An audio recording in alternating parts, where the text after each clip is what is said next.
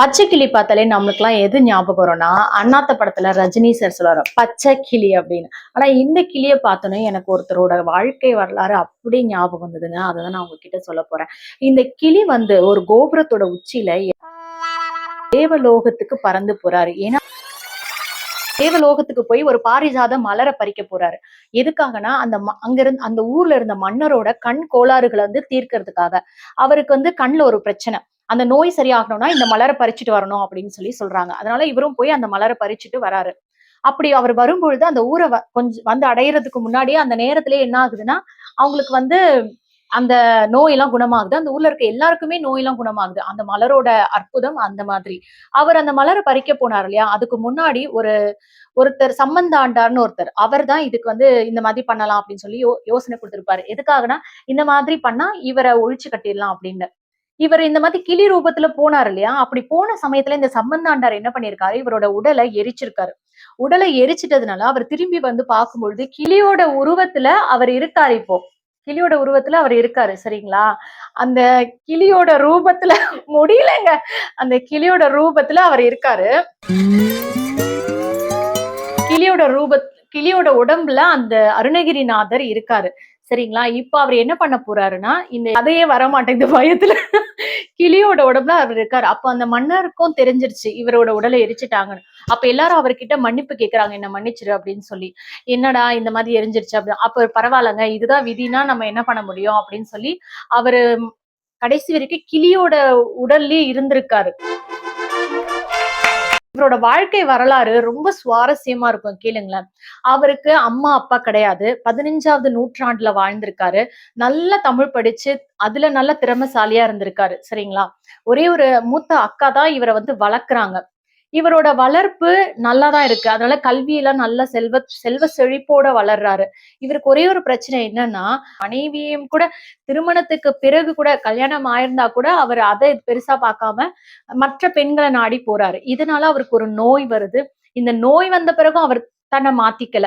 அதனால தன்னுடைய செல்வங்களை எல்லாம் அவர் வந்து இழக்க நேரிடுது. தன்னுடைய செல்வங்களை எல்லாம் அவர் இழந்த பிறகும் அதே நிலையில தான் இருக்காரு. அதுக்கப்புறம் ஒரு நாள் ரொம்ப பெரிய பிரச்சனை ஆகி அவங்க அக்கா கிட்ட எல்லார்கிட்டயுமே பிரச்சனை ஆயிடுது. அப்போ அவர் நினைக்கிறாரு நம்ம இனிமே உயிர் வாழ்றதே வேஸ்ட் அப்படின்னு சொல்லி ஒரு கோபுரத்துல இருந்து கீழ விழப் போறாரு. அப்படி விழும்பொழுது என்ன ஆகுது, ஒருத்தர் வந்து இவர பிடிச்சுறாரு தாங்கி ஒரு முதியவர். அது யாருன்னு பார்த்தா அதுக்கப்புறம் தான் தெரியுது. அந்த முருகர் தான் வந்து இவர காப்பாத்திருப்பாரு. "சரவண பவன்னு சொல்லு. முருகன தியானம் பண்ணு. உன்னோட வாழ்க்கை சிறக்கும்." அப்படின்னு சொல்லி சொல்லிட்டு போயிடுறாரு. இந்த மாதிரி சொல்லிட்டு போனதுக்கு அப்புறம் அவரு முருகர தொடர்ந்து தியானம் பண்ணணும்னு நினைக்கிறாரு. ஆனா அவரால பண்ண முடியல. ஒரே நாள்ல எந்த விஷயமும் வந்துராது இல்லையா? அவரால தொடர்ந்து அத செய்ய முடியல. அதுக்கப்புறம் தொடர்ந்து அவர் முயற்சி பண்ணிட்டே இருக்காரு. முதியவர் வாழ்க்கை குடுத்ததுக்கு அப்புறம், அன்னையிலிருந்து அவருக்கு ஒரு ஞானம் பிறக்குது. இனிமே நம்ம வந்து வாழ்க்கை சிறப்பா வாழணும் அப்படின்னு சொல்லி, அவரு நாக்குல வந்து சரவண பவ அப்படின்னு எழுதிட்டு போறாரு. இதனால அன்னையிலிருந்து அவரு முருகன பத்தின நெறைய பாடல்கள்லாம் பாடுறாரு. இதனால அவருடைய செல்வாக்கு, பேர், புகழ் எல்லாம் உயருது. அந்த திருவண்ணாமலை ஆட்சி பண்ண அந்த மன்னருக்கும் இவர் மிகச்சிறந்த நண்பரா மாறுறாரு. ஆனா மாந்திரீகத்துல ரொம்பவே தலை சிறந்தவரா சம்பந்தாண்டார்ன்னு ஒருத்தர் இருக்காரு.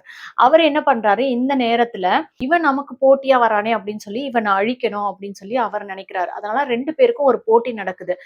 உன்னோட திறமைய வச்சு நீ உன்னோட முருகர வர வை. என்னோட திறமைய வச்சு நான் என்னோட காளியம்மன வர வைக்கிறேன். யார் முதல்ல வர வைக்கிறாங்களோ அவங்க ஜெயிச்சதா இருக்கட்டும் அப்படின்னு சொல்லி சம்பந்தாண்டாரும், அருணகிரிநாதரும் போட்டி போடுறாங்க.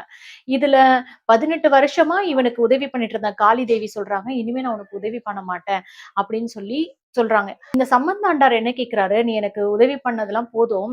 ஆனா இந்த கடைசி உதவி மட்டும் பண்ணிட்டு போ. நாளைக்கு அவன் வந்து அருணகிரிநாதர் பாட்டு பாடி முருகன கூப்பிட்டா முருகன் வரக்கூடாது. வராம நீ பார்த்துக்கோ. இத மட்டும் செஞ்சு குடு" அப்படின்னு சொல்லி கேட்கிறாரு. காளி தேவியும் சரின்னு சொல்லிட்டாங்க. கடைசி இதுதான் அப்படின்னு சொல்லிட்டு சரின்னு சொல்லிட்டு போறாங்க. அதே மாதிரி முருகன வரவிடாம அந்த காளி தேவி பார்த்துக்கிறாங்க.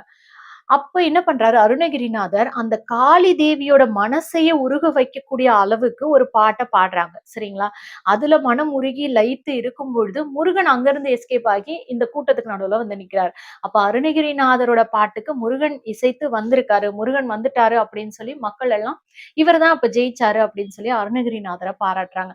இதனால தான் ரொம்பவே கோபம் கொண்ட சம்பந்தனர் என்ன பண்றான், அந்த திருவண்ணாமலை ஆட்சி செஞ்சுட்டு இருந்த அந்த மன்னருக்கு கண் நோய் வந்திருக்கனால, தேவலோக மலர் பாரிஜாதம் வேணும் அப்படின்னு சொல்லி ஒரு பொய்ய சொல்லி இவன வெளிய அனுப்புறான்.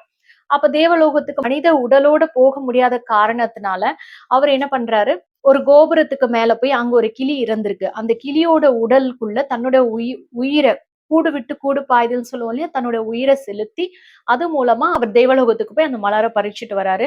அந்த மலர பறிச்சுட்டு வரும்பொழுதே, அந்த நோயெல்லாம் குணமாகி அந்த ஊர் மக்கள் எல்லாருமே ரொம்ப சிறப்பா இருந்தாங்களாம். அந்த மலருக்கு அத்தனை அற்புதங்கள் இருக்கு. அதுக்கப்புறம் அவர் வரும்பொழுது தான் தெரியுது, நம்மளோட உடல எரிச்சுட்டாங்க அப்படின்னு சொல்லி மன்னர் உண்மையாவே வருத்தப்பட்டு அவர்கிட்ட மன்னிப்பு கேட்கிறாரு. இருந்தாலும் என்ன செய்றது? விதியின் பலனை நான் அனுபவிச்சு தான் ஆகணும் அப்படின்னு சொல்லி அருணகிரிநாதர் அத மனதார ஏத்துக்கிட்டு, கிளியோட உருவத்திலேயே வாழ்ந்துட்டு போயிருக்காருன்னா பாருங்க. இந்த வீடியோ உங்களுக்கு பயனுள்ளதா இருந்ததா அப்படின்றத கண்டிப்பா கமெண்ட்ஸ்ல சொல்லுங்க. இன்னும் நெறைய புதிய தகவல்களோட நான் உங்கள சந்திக்கிறேன்.